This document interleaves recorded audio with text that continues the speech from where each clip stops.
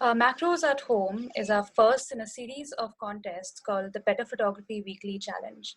And our very first mentor and judge is Yogendra Joshi, who is a chartered accountant by education, an IT product manager by profession, and a very passionate photographer.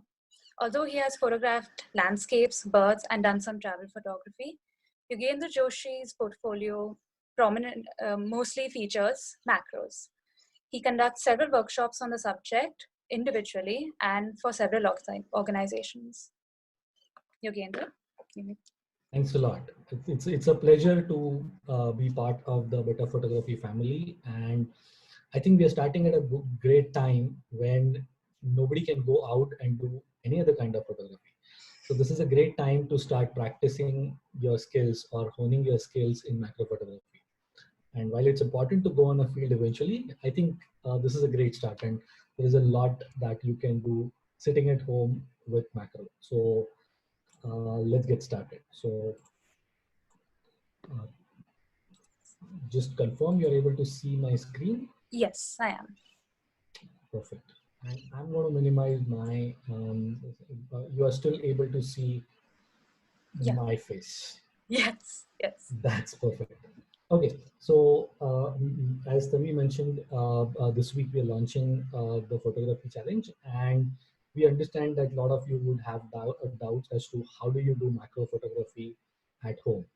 And that's what we are trying to do by this session. And we are basically going to start with what is macro. So macro is basically photographing really tiny subjects. From a technical definition point of view, it's a technique where we are photographing subjects where the size in the photograph or on the sensor is greater than the life size. So an ant is smaller than the sensor. If you are able to capture the ant in full screen view, you're obviously able to make it bigger than its real life on the screen. And when it gets printed, it's obviously bigger than that. And that's true for DSLR sensor or I would say smartphone sensor as well. But we are not going to stick to the technical definition, because in photography, not the definitions, but the results matter. And the reason we do macro is to show the world beauty in tiny or beauty in small things, and the details which are hidden from our normal eyes, because we either do not go so close to various things, or uh, we are incapable of seeing them even if we go really close. So that's what we are going to explore today, and the subjects could be natural or man-made. So before we start uh, getting into the subjects and how to photograph, let's understand what makes a good photograph and what do you need to take a good photograph. You basically need the right equipment, you need right light, and you need the right subject. Now let's thrash them one by one. So we absolutely understand that you are stuck at home right now, and we don't expect you to order any additional equipment or any additional stuff as we are going through. So start with whatever you have. If you have a smartphone, start with that. If you have a DSLR, start with that. For smartphones, you can either go directly on your macro mode. That's a good start. If you have these small clips or adapters which are available for macro, if you have them at home, or if you've purchased a pack of, let's say, fisheye and landscape lenses, just check. It may also have a macro adapter in it. If nothing is available, you can just take a simple magnifying glass and start getting closer to the subjects. If you have a DSLR, then your options are slightly more.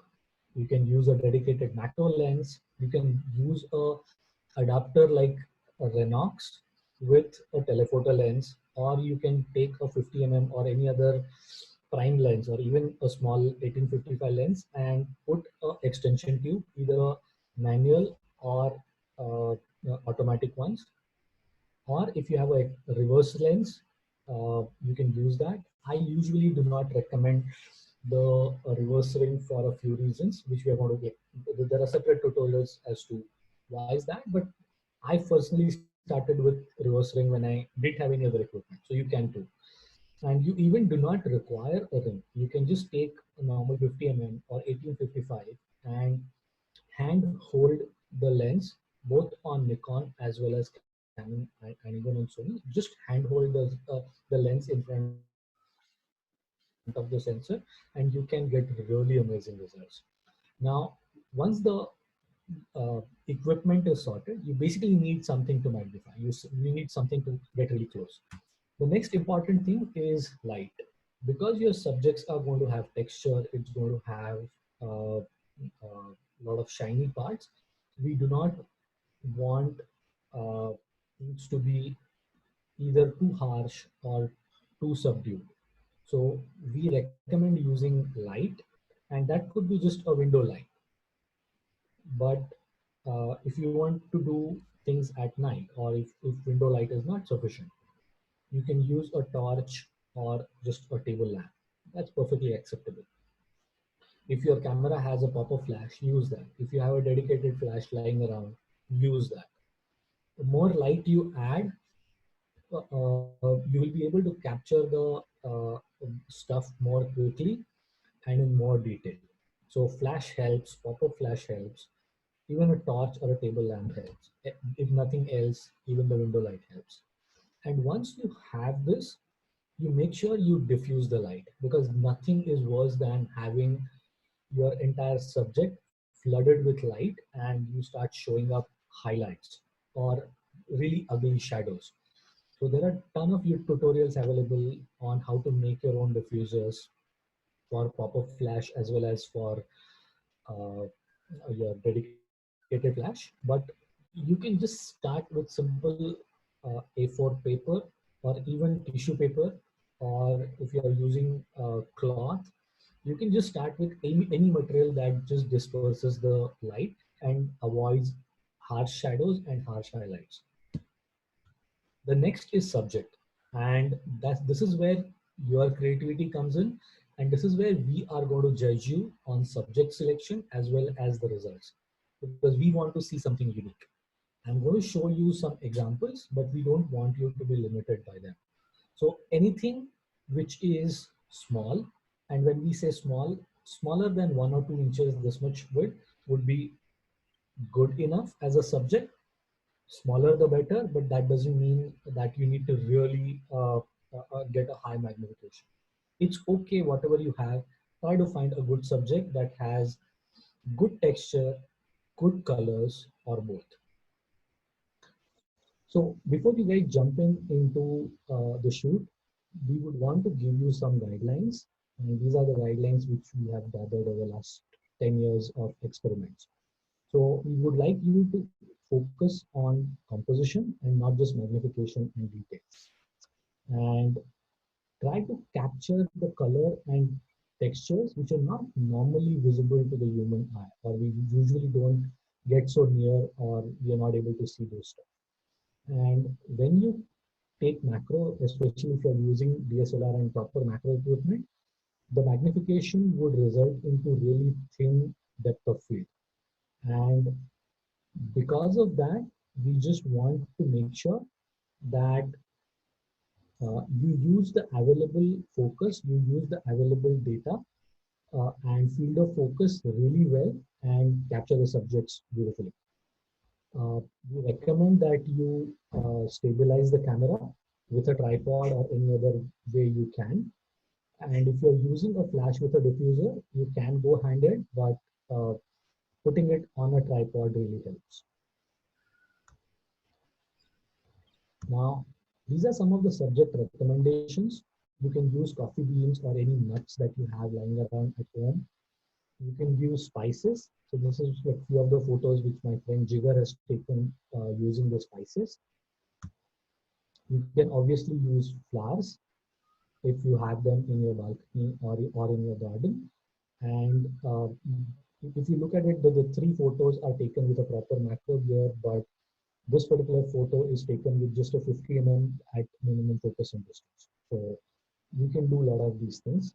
You can take thin slices of vegetables. So in this case, you have a carrot thin slice, which I've really sliced it thin, and it is backlit. There is a pomegranate seed, and then one of my friends, Ranjit Babar, he has taken a thin slice of kiwi fruit, and that also looks really great. You can take water drops, dew drops, or like hang them by twigs or by anything and capture certain beautiful textures inside the flower with refraction. If you have access to high-speed photography gear, like just one more topic which we are eventually going to cover, you can also participate with them. And if not, if you just have paint or color lying around, you can focus really close and capture some of these crowns. You can take some equipment at your house. So like these two photos are from a 50, 60-year-old HMT watch, the backside of it, and some of the jewels are really beautifully visible here. And the center one is just a ball pen. So even that can look really beautiful when you really go close to it. You can also do experiments with soap bubbles. And like for those who want to take up the higher challenge, try to recreate the iPhone uh, uh, front screens that they provide using the macro gear at home with just a soap bubble. That is absolutely possible. So you can challenge yourself to do that as well. Another thing that you can do if you just want to go simple and abstract is to take either cloth or paper, get a really shallow like depth of view, and put some colored gel on the light and experiment with it. And if you really want to go extreme, with these are some of the photos which are uh, either water or citric acid or ascorbic acid crystals formed on a glass at 25x magnification. So this is really extreme, and we are also going to do a separate video series on how to do those. But if you know how to do it, challenge yourself, you can also do it. And you don't need to just stop here. You can just either Google or you can go on Pinterest for indoor macro photography ideas and go berserk on that. There are so many ideas, there are so many things you can do. If you want to look at some of my work for inspiration, uh, you can go to my website, yogendraphotography.com, and under Micro Others section, there are various sections which I have posted, and all of these are different ways you can take macros. And if you are interested in spending the available time during lockdown on learning more on macro photography and eventually take it to the field, there are 5 tutorials which you can watch them for free on my channel, and that is a season 1. Eventually, we're going to come out with season 2 as well. So, just to recap, these are just the ideas. The opportunities for taking macro at your own home are absolutely unlimited. Just look around and start seeing the beauty in really small things. So with that, we would like to wish you a very good luck for this contest, and we would like to thank you.